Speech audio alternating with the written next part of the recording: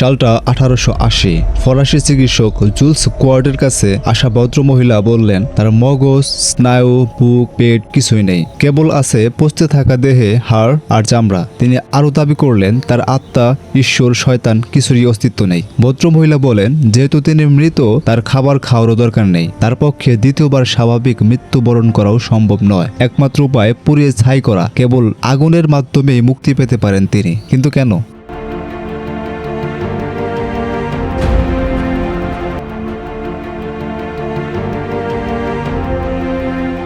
এই বিশেষ ঘটনার প্রেক্ষাপট বুঝতে হলে আমাদের ফিরে যেতে হবে প্রায় 100 বছর পিছনে। 1788 সালে যুক্তরাজ্যের চিকিৎসক ডক্টর চার্লস বনেটের কাছে এক বৃদ্ধা মহিলা এসেছিলেন। তিনি খাবার তৈরির সময় হঠাৎ শরীরের এক পাশ অবশ হয়ে যায়। কিছুক্ষণ পর অবশ ভাব কেটে গেলে তিনি মেয়েদের বলেন উপযুক্ত কাফন পরিয়ে কফিনে শুয়ে দিতেন। প্রথমে সাময়িক প্রলোভ বলে তার কথাকে উড়িয়ে দিলেও বৃদ্ধা দিনের পর দিন একই কথা বলতে থাকেন, তিনি মৃত, কেন তাকে কবরে রেখে আসা হচ্ছে না। আত্মীয়রা অবশেষে তার অন্ত্যেষ্টিক্রিয়ার আয়োজন করলো। মহিলা সেখানে অনুযোগ করলেও তাকে যে কাপড় পরানো হয়েছিল সেটির রং তার পছন্দ হয়নি। কিন্তু কেন একজন জীবিত মানুষ নিজেকে মৃত ভাবতে শুরু করে?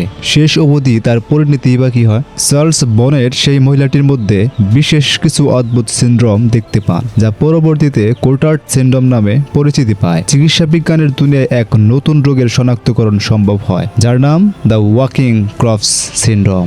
এই রোগ আলোচিত হয়ে ওঠে ফরাসি চিকিৎসক জুলস কোটার্ডের হাত ধরেই।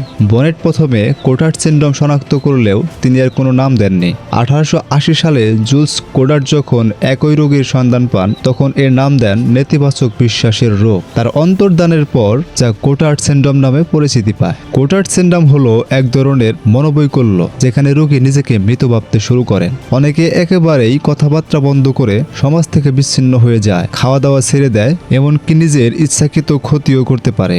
কোটার্ড সিনড্রোমের নির্দিষ্ট কোনো কারণ নেই, তবে কিছু মানসিক ও শারীরিক কারণ এই রোগের জন্য দায়ী। ডিপ্রেশন, সিজোফ্রেনিয়া, নিউরোলজিক্যাল অসুস্থতা, ড্রাগ বা অ্যালকোহল আসক্তি কোটার্ড সিনড্রোমের জন্য দায়ী। কোটার্ড সিনড্রোমের প্রথম এবং প্রধান উপসর্গ হলো নিহিলিস্টিক মনোভাব। এই মনোভাবের মূল কথা হলো জীবনের কোনো মানে নেই, কোনো কিছুরই কোনো মানে নেই। যারা কোটার্ড সিনড্রোমে ভুগেন তারা মনে করেন এই পুরো পৃথিবী একটা ভ্রম বা কল্পনা, এর কোনো বাস্তব অস্তিত্ব নেই। কোটার্ড সিনড্রোমের রোগীদের বেশিরভাগই আক্রান্ত হন আকণ্ঠ বিষণ্ণতায়। 2011 সালে এক গবেষণায় দেখা যায় কোটার্ড সিনড্রোম আক্রান্ত রোগীদের 89%ই বিষণ্ণতাকে তাদের অন্যতম উপসর্গ বলে স্বীকার করেন। 100টিরও বেশি কেস স্টাডি পরিচালনা করে প্রাপ্ত ফলাফলে অন্যান্য উপসর্গগুলো হলো নিজের অস্তিত্ব সম্পর্কে নেতিবাচক মনোভাব 59%, উদ্বেগ 65%, অপরাধজনিত বিভ্রান্তি 63%, নিজেকে অমর মনে করা 55% এবং হাইপোকন্ড্রিয়াক ডিলিউশন 58%। এই রোগের রোগীরা গোসল না করেই কাটিয়ে দেন দিনের পর দিন। তাদের কাছে নিস্তেহত মৃত, তাই শৌচকর্মের মতো কাজও খুব সহজেই এড়িয়ে যান। কোটার্ড সিনড্রোম একটি জটিল মানসিক রোগ হওয়ায় এর চিকিৎসা বেশ চ্যালেঞ্জিং, তবে এর কিছু সাধারণ চিকিৎসা আছে। চিকিৎসকরা রোগীকে ইলেকট্রোকনভালসিভ থেরাপি নামে বৈদ্যুতিক শক দেন, তাতে অনেক ক্ষেত্রে এই রোগ সেরে ওঠার সম্ভাবনা দেখা দেয়। তবে এই রোগের সম্ভাবনা দেখা দিলে আগেই সচেতন হওয়া জরুরি, কেননা কোনো রোগ প্রতিকারের চেয়ে প্রতিরোধ করাই সর্বাধিক কার্যকরী।